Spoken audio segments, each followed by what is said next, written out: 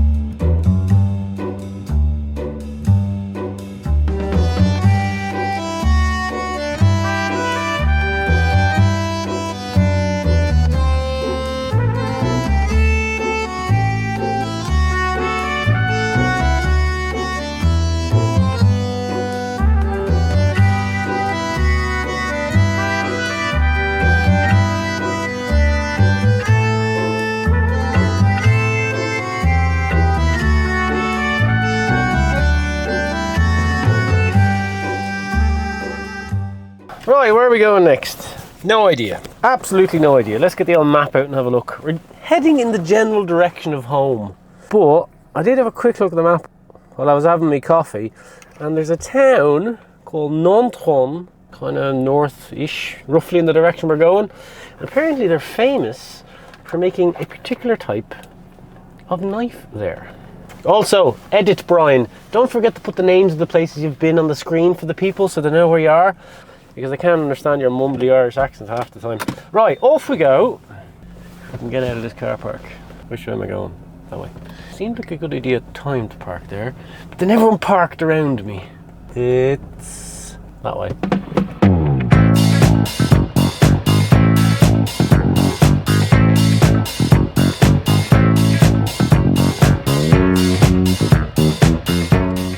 Anyway, we're picking our way home today through the Périgord National Park, which is in the Dordogne region of France. Fun fact about the Dordogne region, it's where they make all the mattresses in France. Dordogne... Oh, just me? Okay. Every time, I think I've told that joke before, just makes me giggle, and that's what life's all about. A few years ago, I was actually looking for houses down around here. I forgot all about it, and I was looking at Google Maps last night and I realised I had a saved pin for one of the houses I went to look at around here. Obviously I didn't end up buying it. If you're looking for houses in France and you're in a different country, it's very hard to get like a location of the house from the estate agent, because in France, if you're buying a house, you can go straight to the owner. I'm sure you can do this in other countries. You can go straight to the owner and say, oh look, I'll just buy it off you directly, and then the agent loses out on their commission or whatever it is. So a lot of agents are quite secretive about the exact location of where the house would be, which I can completely understand. It is a bit of a pain in the bum though, if you're in another country and you want to sort of see where the house is on like Google Maps, so you can see if there's any, I don't know, pig factories or dual carriageways near it. So it does take a bit of convincing estate agents over email to share the location of the houses. But then if I had bought a house over in the Périgord, I would never have met Dan Preston. Life would be a lot simpler. Actually, life would probably be pretty much the same, just wouldn't be on YouTube.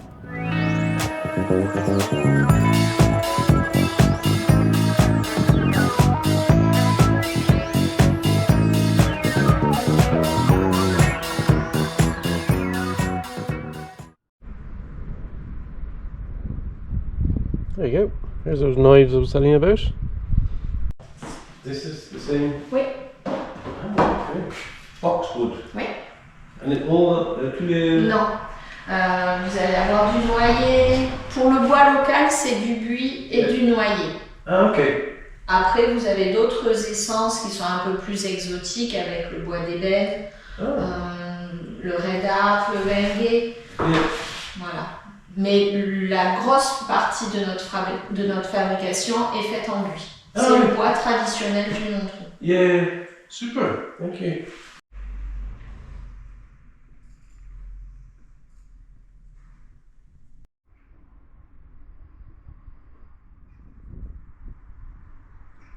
So yeah, boxwood. That's what they make the handles of those knives out of. The lady was also saying sometimes they make them out of walnut, because there's quite a lot of walnut around here. But it's mainly boxwood. It's like the local wood. And then very rarely, when they do like special knives, they make them out of exotic African hardwood. The handles, not the knives, obviously, because hardwood wouldn't cut. I didn't buy one for two reasons. One, they're not cheap. And two, Nick keeps giving out to me because every knife he either gives me or I get ends up as blunt as a butter knife. Which reminds me I should probably go and sharpen some knives at home. Right, I think the best thing we can do now is go get a spot of lunch as we head back roughly in the direction of home. Now, I did a quick googly mappy searchy thing, and there's a town kind of half an hour away. I can't remember what it's called. It's called a nice chateau, like a proper, like, not like the one we were in yesterday. This one's functional, so I thought I might go have a look at that, because you know, that's what I need in my life, more chateaus.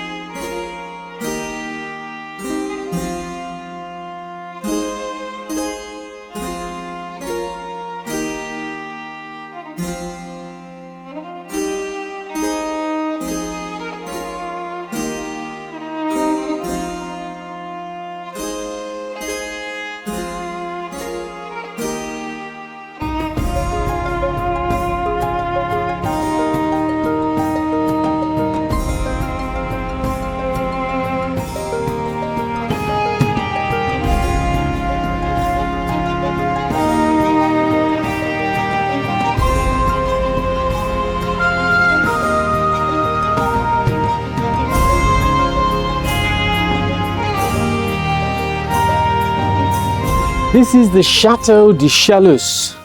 It's notable for one very special reason. 26th March, 1199, a boy by the name of Pierre Basile, who was a chevalier, a knight, was defending the castle as it was under siege. And he managed to fire his crossbow and shoot a bloke by the name of Richard the Lionheart in the neck. Now, Richard's injury didn't immediately kill him, but it was lethal. And he died here in April the same year, after summoning his mother, Eleanor of Aquitaine, who travelled to the castle from north of here on a boat. His dying wish, apparently, was that his entrails be buried in the church, just over that way. So the crack was with Richard. He left the Holy Land in 1192, I think. He stopped off here on his way home to collect taxes from the local Viscount. The local Viscount said no. So Richard laid siege to the castle. Keep, in fact, which is just over there. It's a very well defended keep, and apparently the entrance to the keep was made of wood, and the door was quite high up. And in the initial attack on the chateau, the wooden entranceway, or the wooden walkway to the door was destroyed. So 40 people were trapped inside that keep for the duration of the siege. It's in remarkably good nick, though. And it kind of looks like if Nick had all the decisions about redecorating our chateau.